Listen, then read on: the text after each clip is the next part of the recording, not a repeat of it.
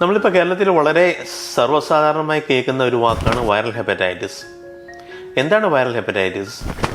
നമസ്കാരം, ഞാൻ doctor Charles ഫെനക്കൽ, senior consultant ഹെപ്പറ്റോളജിസ്റ്റാണ്. ഞാൻ ഇന്ന് നിങ്ങളോട് സംസാരിക്കാൻ പോകുന്നത് വൈറൽ ഹെപ്പറ്റൈറ്റിസിനെ കുറിച്ചാണ്. നമ്മുടെ കരളിനെ ബാധിക്കുന്ന വൈറസുകൾ മൂലമുണ്ടാകുന്ന കരൾ വീക്കത്തിനാണ് വൈറൽ ഹെപ്പറ്റൈറ്റിസ് എന്ന് പറയുന്നത്. രണ്ട് തരം വൈറസുകൾ കരളിനെ ബാധിക്കുക. ഒന്ന്, കരളിനെ മാത്രം ബാധിക്കുന്ന ഒരു ഗ്രൂപ്പ് ഓഫ് വൈറസുകളുണ്ട്. അതാണ് hepatitis A, B, C, E എന്നീ വൈറസുകൾ.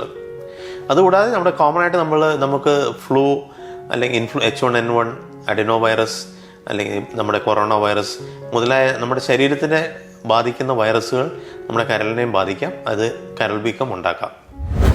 ഹെപ്പറ്റൈറ്റിസ് എയും ഇയും മലിനമായ ഭക്ഷണത്തിൽ നിന്നും വെള്ളത്തിൽ നിന്നുമാണ് പകരുന്നത്.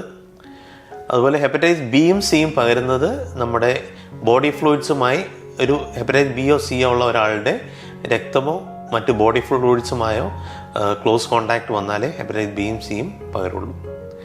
ഹെപ്പറ്റൈറ്റിസ് എയും ബിയും വാക്സിൻ പ്രിവെൻറ്റബിളാണ്. നമ്മൾ വാക്സിൻ എടുത്തു കഴിഞ്ഞാൽ ഹെപ്പറ്റൈറ്റിസ് എയും ബിയും വരാതെ നമുക്ക് നോക്കാം. അതേസമയം സിക്കും ഇക്കും ഇപ്പോൾ നിലവിൽ വാക്സിൻ അവൈലബിൾ അല്ല. അത് ഭാവിയിൽ വരുന്നതാണ്. തിളപ്പിച്ചാറ്റിയ വെള്ളം കുടിക്കുക, നല്ല സ്ഥലത്തു നിന്ന് ചൂടാക്കിയ ഭക്ഷണങ്ങൾ കഴിക്കുക, നമ്മുടെ കൈകൾ കഴുകി ഭക്ഷണത്തിന് കഴിക്കുന്നതിന് മുമ്പ് കഴിച്ചു കഴിഞ്ഞാൽ കൈകൾ കഴുകുക, നമ്മുടെ വ്യക്തി ശുചിത്വം പാലിക്കുക മുതലായ വഴികൾ വഴി നമുക്ക് ഹെപ്പറ്റൈറ്റിസ് എയും ഇയും പ്രിവെൻറ്റ് ചെയ്യാൻ പറ്റും. ഹെപ്പറ്റൈറ്റിസ് ബിയും സിയും രക്തത്തിൽ നിന്നോ അല്ലെ ബോഡി ഫ്ലൂയിഡ്സ് വഴിയുള്ള ഡയറക്റ്റ് കോണ്ടാക്ട് വഴിയേ സ്പ്രെഡ് ആവുള്ളൂ. അതുകൊണ്ട് നമ്മൾ നീഡിൽസ് ഷെയർ ചെയ്യാതിരിക്കുക.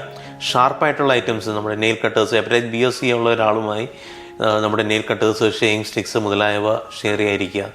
നമ്മൾ ടാറ്റൂ ഒക്കെ ചെയ്യാൻ പോകുമ്പോൾ നീഡിൽസ് റീപ്ലേസ് ചെയ്യുന്നുണ്ട് എന്ന് നമ്മൾ ഉറപ്പുവരുത്തുക. അതുപോലെ തന്നെ ലൈംഗിക ബന്ധത്തിലൂടെ ഹെപ്പറ്റൈറ്റിസ് ബിയും സിയും പകരാം. അതുകൊണ്ട് നമ്മൾ പ്രൊട്ടക്റ്റഡ് സെക്സ് എപ്പോഴും പ്രാക്ടീസ് ചെയ്യുക. ഇതേക്കുറിച്ച് നിങ്ങൾക്ക് എന്തെങ്കിലും സംശയം ഉണ്ടെങ്കിൽ നിങ്ങൾ ഏറ്റവും അടുത്തുള്ള ഒരു ഹെപ്പറ്റോളജിസ്റ്റുമായി ബന്ധപ്പെടുക. അതേസമയം എന്നോട് എന്തെങ്കിലും ചോദിക്കാനുണ്ടെങ്കിൽ നിങ്ങൾക്ക് താഴെ കാണുന്ന കമൻറ്റ് ബോക്സിൽ എനിക്ക് മെസ്സേജ് ചെയ്യുന്നതാണ്. ഞാൻ നിങ്ങൾക്ക് മറുപടി നൽകുന്നതാണ്. Thank you.